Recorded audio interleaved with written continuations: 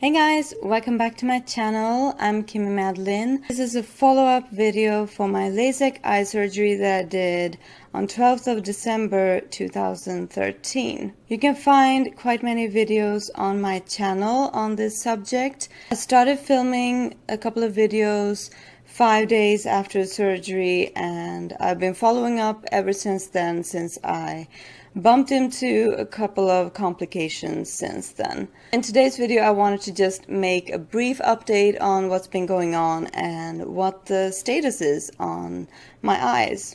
To make a short recap of my situation, I got haze in both of my eyes after my LASIK eye surgery that I did almost 3 years ago. The haze was actually just kind of scar tissue on the spot where the laser was hitting my eye. So the cornea was kind of bumpy and kind of just not very smooth, which caused blurry vision and not very sharp eyesight. And there was nothing to do with that result other than using medical eye drops, which was made up from cortisone, and just wait.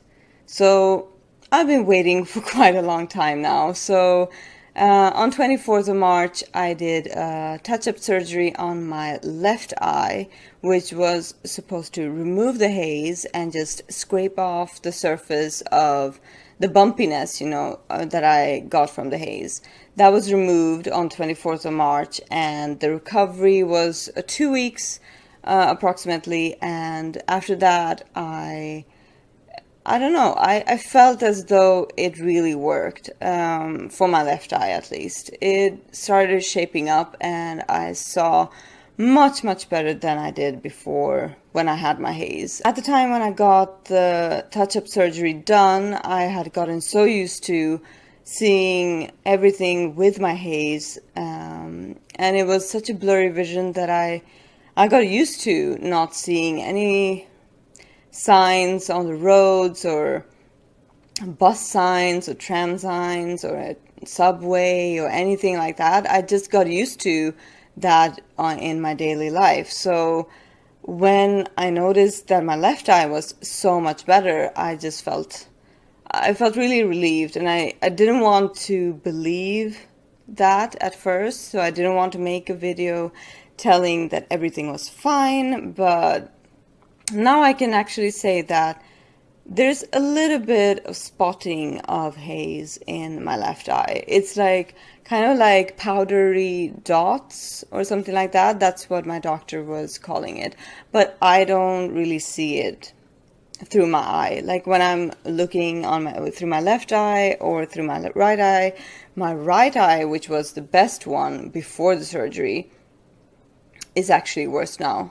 The left eye has actually become much better than my right eye. So the only thing that is needed now is to fix my right eye with a similar surgery, and then I believe that I will be done with this whole mess. A week ago, I visited my eye clinic here in Stockholm, and we discussed what to do next. Since I actually feel like I can see really well with my left eye, I feel as though we should move on to fixing my right eye so I can just be done with this. So that's what we decided. My left eye looked really good, and he saw no real problem with my left eyes. Whenever I would want to do this next surgery for my right eye,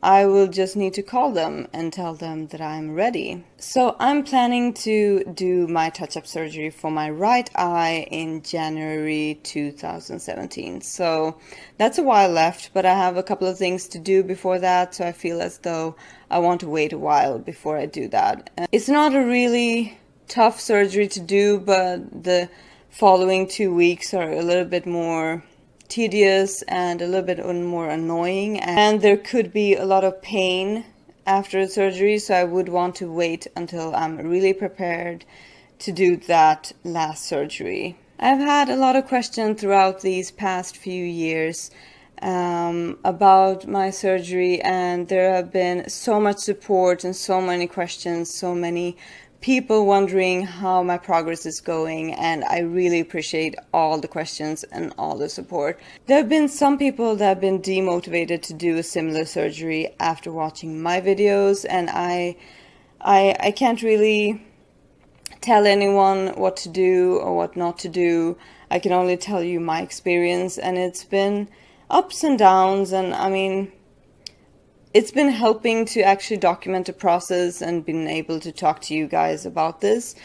And it's also been, I don't know, I mean, it feels as though I didn't have any other choice. I was sick and tired of using my contact lenses at the time, and they were drying up, and I couldn't really use them in the office, and I didn't like my glasses. So I just took the decision to do the surgery, and you can never look back and you can't regret anything.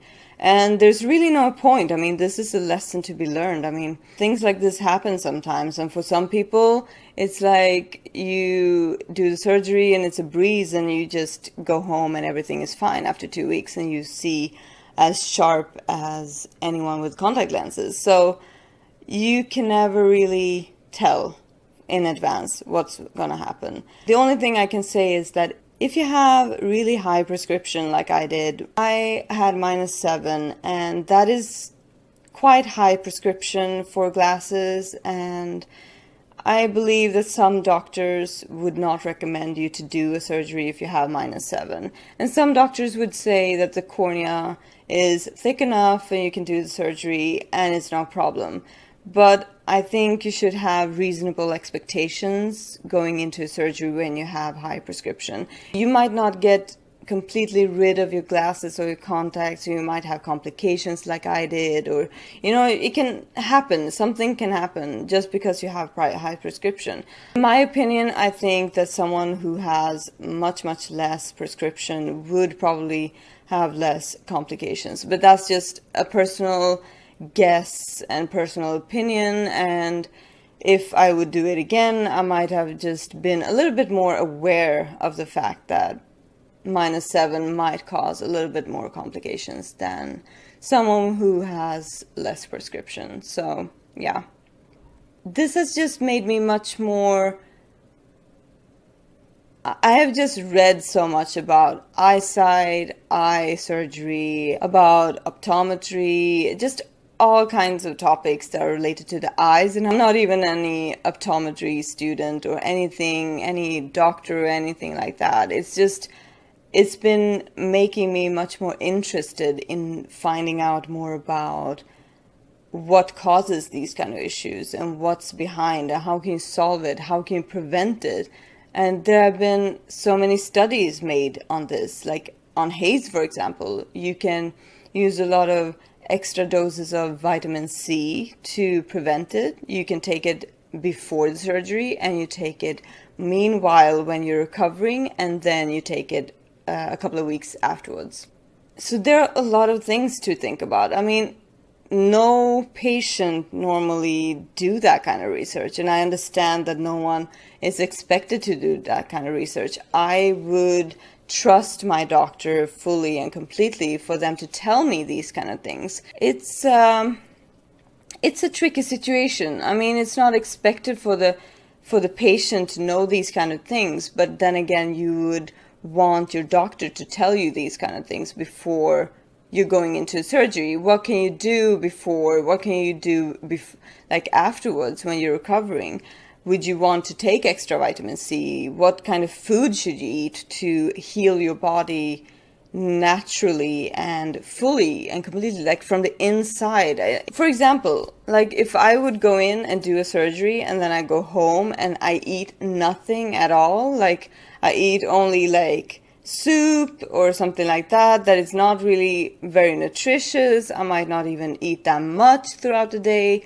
Like, how is my body supposed to heal after surgery if I don't eat enough, you know? Like, I thought about that a lot. Like, nutrition has a great deal when it comes to healing. It's just something to think about. Like, do your research. Just go with your gut feeling. And if anyone watching this video is going to take that decision and choose whether to do the surgery or not, you just need to go with your gut feeling and see if it's worth all this trouble to get rid of the glasses and contacts. If it's really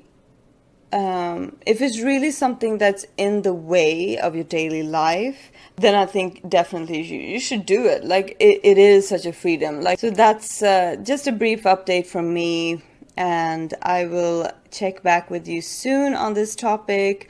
I will be booking my next surgery in January. I'll make next progress video on this topic in connection to that surgery.